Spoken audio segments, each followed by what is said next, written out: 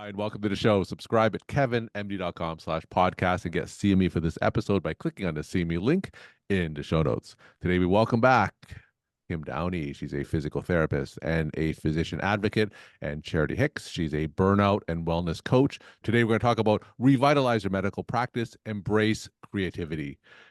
Charity and Kim, welcome to the show. Thanks, Hey, Kevin. Kevin. All right. So Kim has been on multiple times, bringing on these wonderful physician guests. She's a passionate physician advocate. And just today I read she's now ambassador of the Dr. Lorna Breen Foundation. So congratulations, Kim. And what is it about Charity's story that helped you find her? Well, actually, we connected a year ago, May, and she might have reached out to me. I'm not exactly sure, but it was really awesome that the first thing she said to me was some of my favorite people are physical therapists. So we hit it off right away. And she offered to chat, and we did. And then she later checked in with me. And I'm fortunate that some of my relatives live about an hour from Charity, which is like a 10-12 hour drive for me. And I made that trip twice last year. So Charity and I got to meet in person and we had lunch a couple times. And then last fall, we collaborated on a Kevin MD article with Dr. David Fessel and Dr. Todd Otten. And Charity's takeaway from that article was always leave space in your life for creativity, curiosity, and play. It's remarkable where they can take you if you let them. And I loved that. And that planted the seed in my mind for another future article, which we published with Dr. Amy Jo Farrow, who unfortunately wasn't able to join us today. All right. So Charity, you are a burnout and wellness coach. So tell us a little bit about your story and journey. Yeah, so thank you so much for having me today. Yeah, I kind of knew I was going to go into medicine in high school. That's just kind of what my trajectory always was because I always loved learning science, biology, all that good stuff. But I also, at the end of my medical training, realized that I probably wouldn't be staying in medicine forever. Not that I didn't love being a doctor, but I knew there were other things that I wanted to pursue. And so I kind of had this in my mind that at some point in my career, I would pivot. And before I did that, I did go through my own version of burnout, and I understand how people can feel really stuck. And I know that even for myself, when I knew like my entire medical career, I was always looking forward and being curious about what else was out there. Even with that kind of mindset, I still felt really stuck when I was experiencing burnout. And so I engaged the assistance of a coach, and I explored a lot of different careers. And Kim's heard some of them, some of them were medicine adjacent, some of them were not. I even took flower farming courses. So, just being open to what was next. And then one day I realized like, oh, I keep reading about coaching and I keep Mhm. reading about mindset and kind of how we approach life. And so it kind of dawned on me like, oh, maybe that's the thing that's tapping you on your shoulder for your next step. So that's what got me here. All right. So, Charity, when you described yourself as feeling stuck, just tell the audience what type of medicine were you practicing or training for at the time. And when you said that you were feeling stuck, so what would be an example of that? Just give a description of what exactly you were feeling during that time. Yeah. Well, so I'm an ophthalmologist and I love eyeballs. I think they're very cool. But I didn't realize when I was going into ophthalmology, the pace that it would be. It's a very high volume Yeah. type of practice. And I'm an introvert. I like to kind of go slow, get to know people really well. And so that whole, what felt like a conveyor belt to me was it definitely kept me feeling stuck because I didn't feel like I was connecting with my patients the way I wanted to. I also didn't feel like I was living up to the expectations of the volume that people wanted me to see. And so it was like everywhere I looked, it was kind of like I was letting people down. Mhm. And after a while, that can, it's very draining to always feel like you're just barely, satisfying other people's expectations. And so that I think kind of led to a spiral where I started focusing on the negative, and then the less you look for options and ways to change your trajectory, the more stuck you get. I think it's a self-fulfilling prophecy. And Charity, when you were feeling stuck and you decided to pivot to things that were either medicine adjacent or away from medicine, how difficult was it for you to leave medicine, considering all that you invested to get to where you were? Yeah, I am probably a little different from most people that you're going to hear from. And I think that's part of it is just because I had had that mindset from the beginning. Hmm. And so I knew that I was getting everything out of medicine that I wanted to. I was putting everything in, and it wasn't like I was leaving anything on the table. And I kind of had been preparing that for, for that for 20 years. So, it's a little different than other people that maybe hit a wall Hmm. and then feel like they have to pivot. And, maybe there are some things, that they feel that they left on the table. But for me, I felt like that aspect of my career was complete. And I did it in the way that I wanted to do it. I left medicine with an attitude of looking forward to the next thing rather than needing to get away from medicine. And I think that mindset impacts how you feel about leaving your career. So, Kim, as you're hearing Charity's story again on this podcast, do you see any commonalities when you consider some of the other physician stories that you've heard in terms of them feeling stuck in medicine and maybe looking for a way to be either medicine adjacent or something outside of medicine? How common is Charity's story considering all the physicians that you interact with? Yeah, well, fairly common. There's a lot of physicians who talk about getting stuck. And I actually interviewed Charity on my podcast a few months ago. And one thing that I really liked that she talked about was how instead of right away, like trying to leave, because wherever you go, you take yourself with you, and some of the issues will continue to follow you, that she tried to make her situation where she was the very best that she could. And she also talked about moving towards something instead of moving away from something. And I thought those two perspectives were really helpful for other physicians to keep in mind. So, Charity, I was looking at your LinkedIn profile, and it says here you are now a burnout and wellness coach for introverts in healthcare. So, there are a lot of introverts in healthcare. So, why do you position yourself as someone who would cater to that demographic? Well, it's probably maybe obvious that I'm an introvert myself. And I think that's one of the things that contributes to burnout for a lot of people. I think introverts, the medical environment is not set up for introverts in any way. And so they're already expending energy just to show up the way they need to in today's medical environment. And so I think, it's almost like the 1-2 punch. It's a double whammy for introverts and considering burnout. And so I wanted to kind of create space for people to explore, like, how can I actually, honor my needs and the needs of my medical career in a way that feels good to me, and like I'm, feel like I'm satisfying other people's expectations. And I think it's a lot about managing your energy. And so I talk a lot about managing your energy and making sure you're aware of when your energy and your battery is starting to drain so that you recharge. Because as you know, Kevin, like, physicians are just taught to go, go, go, like, Mhm. ignore your body, ignore what you need, ignore this. Like, you just need to go and do the next thing. And so there's a little bit of retraining to say, like, no, like, actually pay attention to those cues, because they can tell you, when you need to slow down and figure out a way to give yourself a break so that you can keep going at your highest level. Some of the things that you wrote in your article were these creative ways that you express yourself in medicine. So, talk about some of that creativity. Yeah, I think though, my point being is there maybe isn't always an option to be creative specifically in medicine. We have to practice evidence-based rules, and we've Mhm. got protocols and guidelines.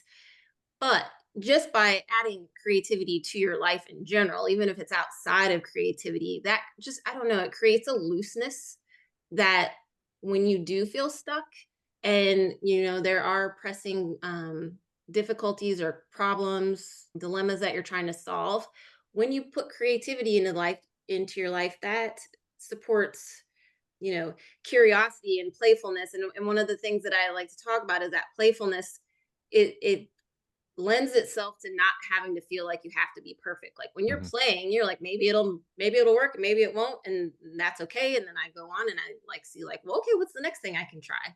And so that's where I think adding the creativity actually helps in medicine. Maybe it's not that you get to be creative in the way you treat your patients all the time, but it can be you get to be creative in the way you approach them. And I think that's a big distinction.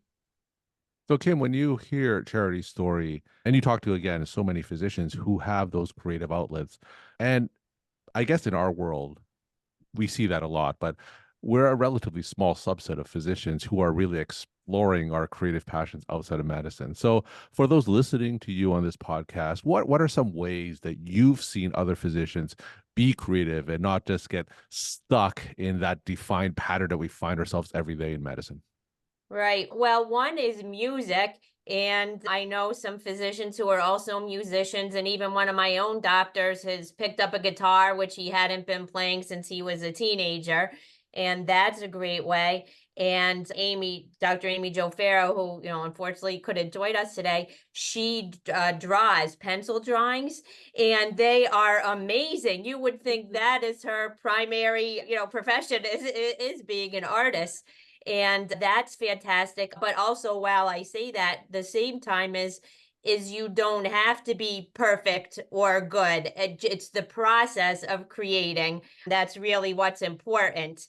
And Charity herself, loves gardening. And I think this year she was trying to raise some bat flowers, which are, I guess, hard to grow. So I'd be curious how that's going, Charity.